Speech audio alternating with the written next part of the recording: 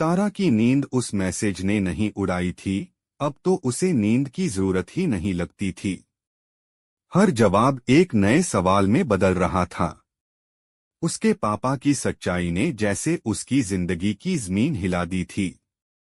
अगले दिन सुबह 8 बजे तारा का कमरा। तारा लगातार वही डायरी पढ़े जा रही थी, जैसे उसमें कुछ और छुपा हो।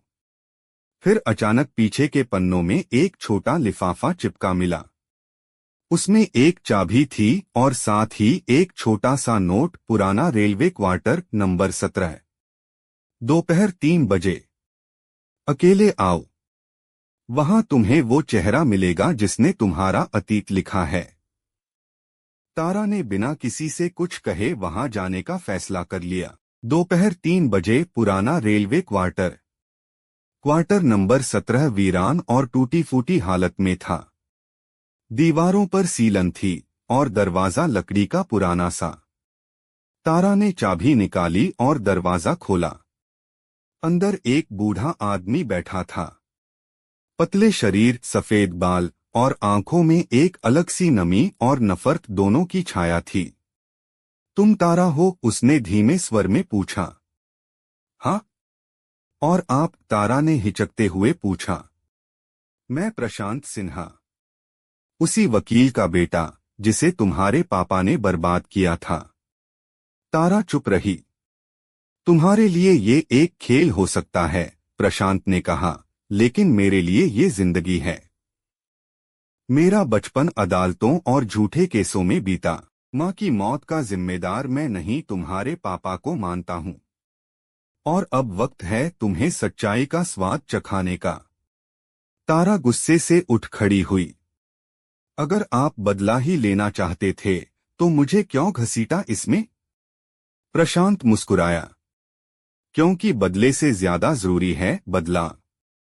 मैं चाहता था तुम जानो कि विरासत सिर्फ दौलत की नहीं होती, अपराधों की भी होती है। तारा का चेहरा सख्त हो गया। आप चाहते हैं कि मैं अपने पिता से नफरत करूं? नहीं, प्रशांत ने जवाब दिया, मैं चाहता हूं कि तुम उनसे अलग बनो। तारा धीरे से अपने पिता के पास बैठ गई। रघुवीर थके हुए लग रहे थे, जैसे उम्र ने उन्हें अचानक पकड़ लिया हो। मैं प्रशांत से मिली, तारा बोली। रघुवीर ने आंखें बंद कर लीं। उन्होंने मुझे बताया कि वो बदला नहीं ले रहे, वो मुझे बदलना चाहते हैं। रघुवीर ने सिर झुकाया।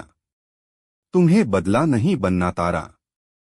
सच का सामना करना आसान नहीं, पर जरूरी है। तारा ने पहली बार पापा का हाथ थामा और बोली, अब मैं खुद तय करूंगी मैं कौन हूं। अगले दिन कॉलेज ऑडिटोरियम। कॉलेज में एक यंग लीडर्स डिबेट प्रतियोगिता थी। तारा ने भी हिस्सा लिया, लेकिन आज का विषय था, क्या हम अपनी विरासत से बंधे होते हैं। स्टेज पर आते ही तारा ने सबकी आंखों में देखा और बोली, मैं एक ऐसे आदमी की बेटी हूं जिसने गलती की, और एक ऐसे इंसान की जो अब पछता रहा है। लेकिन मैं सिर्फ उसकी छाया नहीं हूं। मैं अपनी सोच, अपने कर्मों और अपने फैसलों की जिम्मेदार हूं। हमारी विरासत हमें परिभाषित नहीं करती, हम उसे चुन सकते हैं, बदल सकते हैं। तालियां बजीं, लेकिन तारा को सबसे ज्यादा सुकून उस सन्नाटे में मिला जो उसके भीतर का था। अब वहां हलचल नहीं थी, सिर्फ स्पष्टता थी। तारा को एक और मैसेज मिला, बहुत अच्छे तारा, अब तुम्हें उस शख्स से मिलना होगा जिसने मुझे बचाया था जब मैं टूट गया था। अगला सुराग तुम्हें ब्लाइंड स्कूल की पुरानी बिल्डिंग में मिलेगा, वहीं जहां तुम्हारे पापा ने सब कुछ शुरू किया था। तारा ने स्क्रीन देखा और एक गहरी सांस ली। अब मेरी बारी है खेल को अपने तरीके से खेलने की।